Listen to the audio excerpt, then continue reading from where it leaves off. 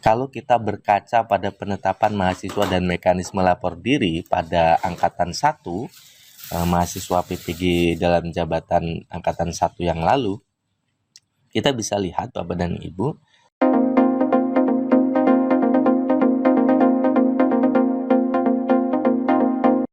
Bismillahirrahmanirrahim. Assalamualaikum warahmatullahi wabarakatuh. Salam sejahtera untuk kita semua.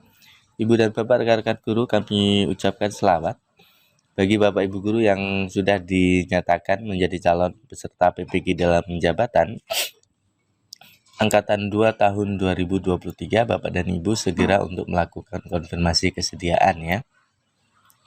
Nah, Bapak dan Ibu, teman-teman sekalian, setelah Bapak dan Ibu dinyatakan ya sebagai peserta PPG dalam jabatan tahun 2023 angkatan 2 khususnya, maka langkah berikutnya yang harus Ibu dan Bapak lakukan adalah yaitu melaksanakan lapor diri ya. Sekali lagi, konfirmasi kesediaan diberikan waktu sampai dengan tanggal 11 September 2023. Tetapi ketika sudah muncul notifikasi untuk melakukan konfirmasi kesediaan, langsung saja Bapak dan Ibu untuk lakukan konfirmasi, sehingga Bapak dan Ibu ada rentang waktu yang cukup panjang sampai dengan pada lapor diri yang akan dijadwalkan tanggal 15 sampai dengan 16 September 2023. Kenapa kita butuh waktu speech yang cukup panjang? Karena pada saat lapor diri, meskipun dilakukan secara daring, ini banyak sekali berkas yang harus Ibu dan Bapak persiapkan ya. Ketika Bapak dan Ibu melakukan konfirmasi kesediaan pada tanggal 11 September, maka Bapak dan Ibu hanya ada waktu 3 hari untuk menyiapkan dokumen itu semua. Nah, dokumen apa saja yang harus Bapak dan Ibu teman-teman persiapkan?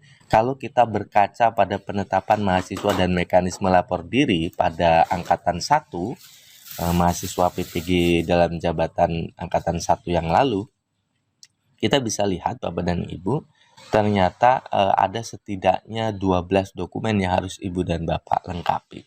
Pertama adalah format A1 dan fakta integritas, yang ini nanti formatnya dapat Bapak Ibu unduh ya melalui akun SIM PKB masing-masing. Kemudian biodata mahasiswa sesuai dengan format PD Dikti, ini juga biasanya Bapak dan Ibu bisa dapatkan melalui website ya LPTK masing-masing, atau Bapak dan Ibu bisa dapatkan formatnya melalui edaran-edaran sebelumnya begitu ya, termasuk pada edaran ini juga sudah ada. Kemudian surat pernyataan izin pimpinan, ini juga formatnya bisa diunduh melalui akun SIM PKB. Nanti akan muncul tentunya ya Bapak dan Ibu ketika Bapak dan Ibu sudah ditetapkan ya, kurang lebih pada tanggal 14 ya, kalau tidak salah 14 September sesuai jadwal. Scan ijazah S1. Nah, yang demikian ini Bapak dan Ibu bisa siapkan dari sekarang ya. Scan ijazah S1, kemudian scan transkrip nilai S1, scan KTP, kemudian juga scan pas foto berwarna dimensi 4x6.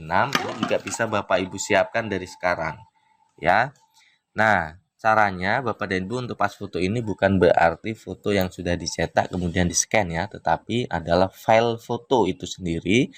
Dimensinya adalah 4x6, kemudian SKCK dari kepolisian setempat, ini juga Bapak dan Ibu bisa persiapkan. Kalau misalkan pengurusannya tidak terlalu lama, bisa sih mendekati pada saat akan lapor diri nanti. Biasanya untuk mengurus surat-surat ini Bapak dan Ibu mungkin sehari 2 hari selesai ya. SKCK, kemudian surat keterangan sehat, ini juga sekarang bisa dari puskesmas saja atau rumah sakit umum daerah. Kemudian bebas nafsa, ini juga bisa dari BNN, kepolisian, puskesmas ataupun RSUD setempat. Scan NPWP ini bagi yang memiliki, bagi yang tidak juga tidak ada kewajiban ya, opsional saja ini ya. Tapi memang sekarang hampir di seluruh pengurusan dokumen dan sebagainya ini NPWP sangat dibutuhkan. Kemudian tambahan persyaratan dari LPTK masing-masing jika memang ada persyaratan yang lain. Nah, Ibu dan Bapak teman-teman, untuk format fakta integritas, meskipun Bapak dan Ibu bisa dapatkan nanti diunduh melalui akun SIM PKB, pada surat edaran biasanya juga akan dilampirkan seperti ini contohnya, fakta integritas, lalu kemudian surat izin pimpinan, biodata mahasiswa ya sesuai dengan pangkalan data PD Dikti, Lalu itulah yang berkas-berkas nanti akan menjadi Bapak dan Ibu persiapkan ya untuk kemudian lapor diri. Nah, bagaimana cara Bapak dan Ibu melakukan lapor diri? Ketika Bapak Ibu nanti sudah waktunya untuk melakukan lapor diri, Bapak dan Ibu bisa kunjungi websitenya ppg.kemdikbud.go.id. Lalu Bapak dan Ibu pilih layanan PPG di sini.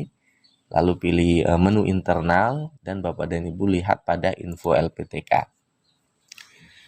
Bapak Ibu ditetapkan di kampus mana PPG-nya begitu ya. Kemudian pilih saja kampus yang menjadi tempat Bapak Ibu guru ditetapkan sebagai mahasiswa PPG. Misalkan Bapak dan Ibu ditetapkan sebagai mahasiswa PPG pada Universitas Lampung, maka Bapak dan Ibu bisa kunjungi klik saja logonya Universitas Lampung pada layanan PPG yang tadi kita sampaikan ya. Ketika diklik, maka Bapak dan Ibu akan diarahkan menuju websitenya PPG FKIP Unila. Di sini untuk informasi terbaru memang belum ada informasi mengenai lapor diri PPG dalam jabatan Angkatan 2 ya Bapak dan Ibu. Yang ada adalah lapor diri PPG Prajabatan Angkatan 1. Ini postingannya 1 September yang lalu. Berarti untuk PPG dalam jabatan memang belum diposting informasinya mengenai lapor diri.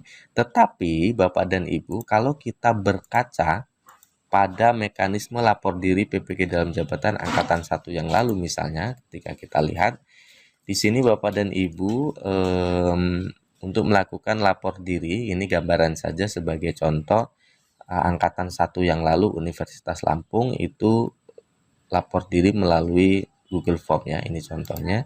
Kalau kita klik Google Form, maka nanti Bapak dan Ibu akan dibawa pada formulir. Nah, ini yang perlu Bapak Ibu isi ya, dokumen-dokumen data-datanya.